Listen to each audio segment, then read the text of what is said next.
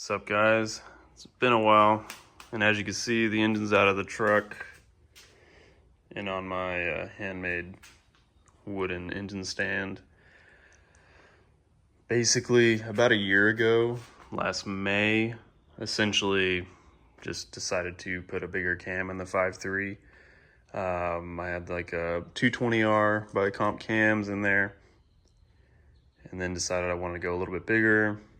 Just the BTR Red Hot, and silly me, didn't change out the lifters or lifter trays after about 120-ish thousand miles on that cam setup. It was the Delphi LS7 lifters and OEM lifter trays, Beehive springs, and honestly, the fact it lasted that long without any issues was pretty good.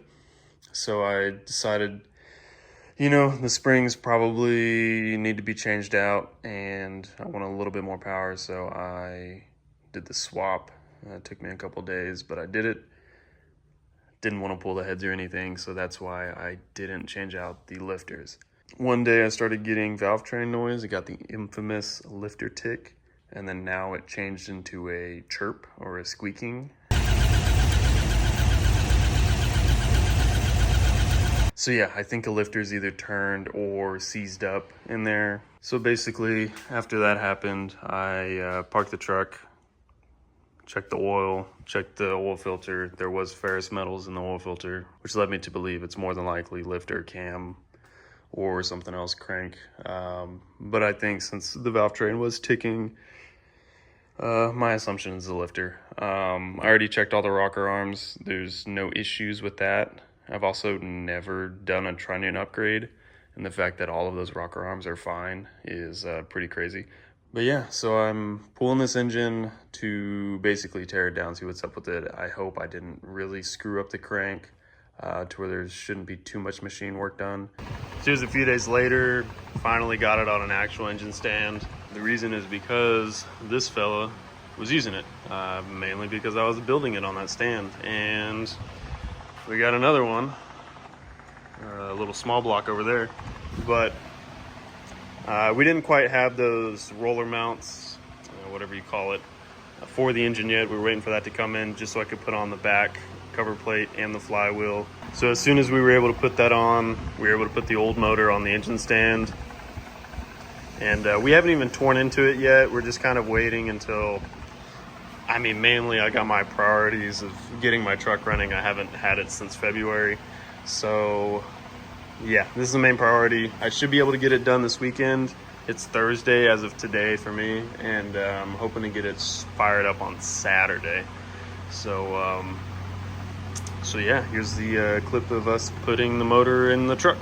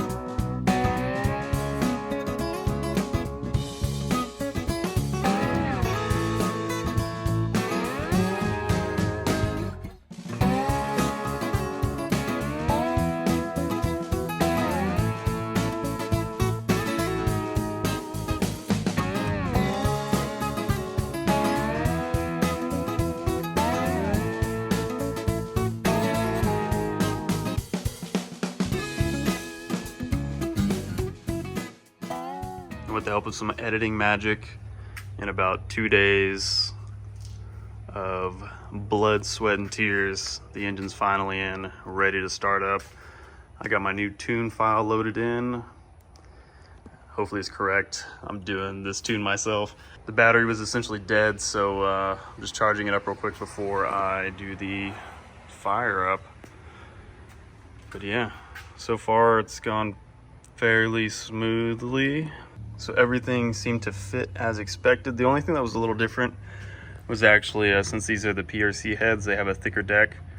and the headers were off just a little bit.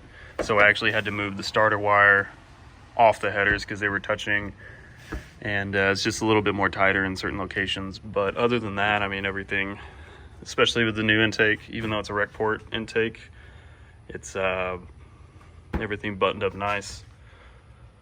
Same throttle body. It was on my 5.3 as what's on like a stock 6.2, so I didn't have to worry about going up on that just yet.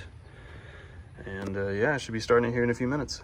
So I guess my braking procedure with this, since basically everything is brand new other than the rods and crank, is I have the Driven BR braking oil, and they recommend to basically brake in the truck for 30 minutes with that oil, as far as like seating the rings, not just letting it idle and sit for 30 minutes.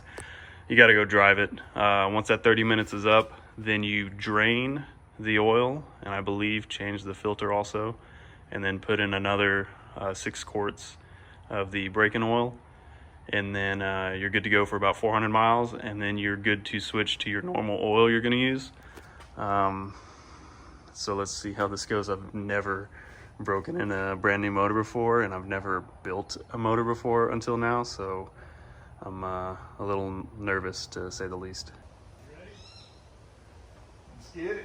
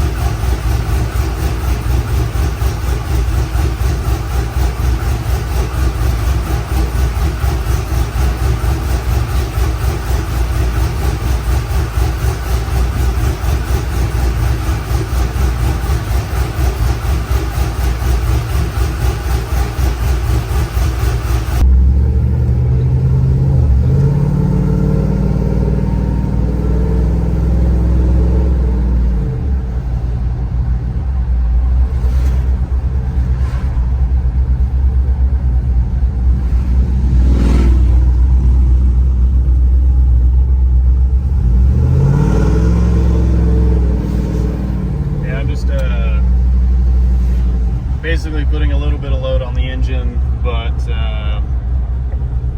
in open loop, whenever you give it gas, it's the VE table's so far off right now that it's very lean. So I'm trying not to get into power enrichment, but I think just cruising around like this is going to be okay as far as seating in the rings. And I'm able to get the torque converter lock up to lug up the engine a little bit to get more cylinder pressure, hopefully, but I think it'll be all good.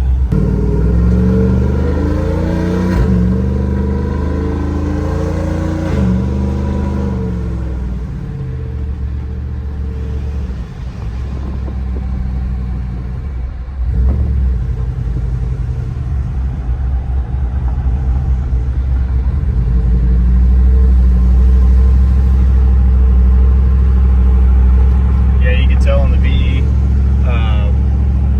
that it's pretty rich at the lower RPMs, kind of in the idle area. Yeah. And then, and this should be the same VE table as the 5.3. I'm not too sure if updating it in the updating your the liters per cylinder and HP tuners. I don't know if that changes the virtual volumetric efficiency tables. It doesn't look like it is, but it's also technically a lot bigger cam and very high flowing heads and higher compression, so that's going to throw the VE way off. But it's showing, I mean, at idle, for it to be rich at idle is good.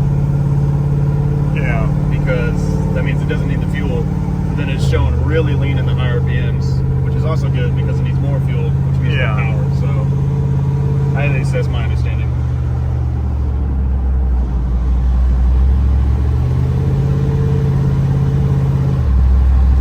And then that's just for the map sensor, basically, like your virtual volumetric efficiency. Yeah. And then it's not even there we go, it's loading now. This is your MAF. So this is what the engine technically runs on all the time. And then the virtual volumetric efficiency is your transient fueling. And yeah, you can see it's really, really rich. And so whenever I change the oil on this, I'll flash a new tune, and then I'll be able to get it to run better, hopefully.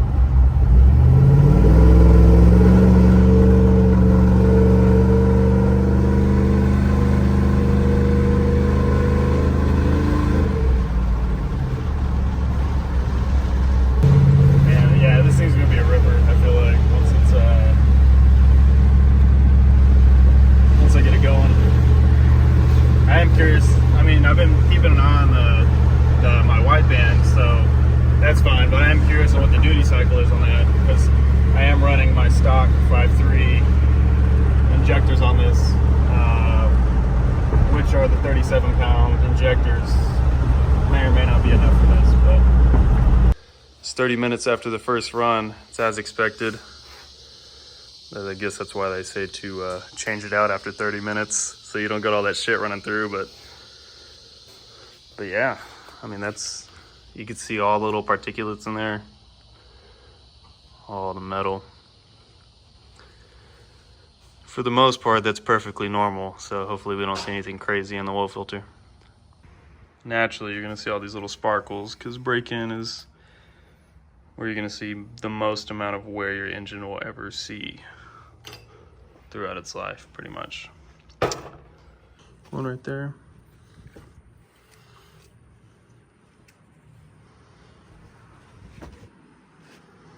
Just a couple.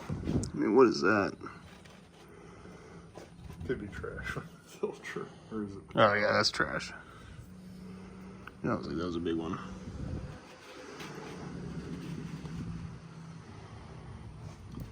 Honestly, some of that shit could just be trash.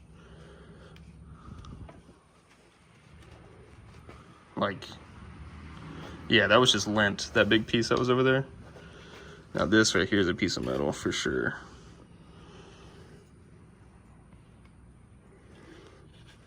I mean, that's one piece. It's a very, very tiny piece. No, yeah, I know, but I'm just, Yeah. I mean, because like the bearings technically break in a little bit too. They do, yes. Just a little bit, but Especially the thrust bearing. yeah, that's That true. one does. They don't break in as much as the rings, obviously, Keep in but mind, though, aluminum block, a lot of aluminum parts in this motor, so that's true. It could just be a flake of whatever, but I mean, that looks pretty fresh. Like, all right, couple days after the install, she got about 100 miles on her. Don't mind this shitty RTV job. Hey, it's been sealing for a long time, but tune's dialed in. She's running mint. Definitely faster than the 5.3 by a long shot. I don't have any traction in first gear whatsoever, even in the 90-degree weather we got going on right now. But rookie mistake, forgot the PCV line that goes from the valve cover to the intake. So it was allowing a lot of unmetered air to go into the engine. That's why I was getting the crazy short-term fuel trims. I revised the tune a couple times and I was still getting like 20 to 30% rich, and not good. So I had an epiphany the next morning. I was like, oh shit, I forgot to install that line. So I checked the truck and I absolutely forgot it. And thankfully we didn't misplace it, plugged it in, and went back to my original tune because I kept on just dumping fuel or taking fuel out. I can't quite remember, to be honest with you. But anyways, I wanted it to be safe, and sure enough, as soon as I did that, the fuel trims are pretty spot on, like 10 to 15 which is a lot better than 20 to 30% off. So right now I'm cruising it around, you know, 2 to 3, maybe 5% on the MAF. And then VE, I'm still trying to dial in, but so much better. Power enrichment's pretty much spot on too. It's at like 0.85 lambda. So we are good to go. I got about 300 miles left on this break-in. And I know I haven't gone into detail on what this engine is. I will in the next video, so I guess y'all will have to stay tuned. But I do regret not filming more of me building the engine. I wish I did like a step-by-step, but to be honest with you, I didn't know what I was doing for the most part, so I was YouTubing half the time, if not like 90% of the time. So it just was gonna be really hard for me to try to efficiently and productively put it together because it was already taking me many months to do it. So I do regret that, but the engine's here, it's running, and so I'll be filming this from now on. All right, see y'all later.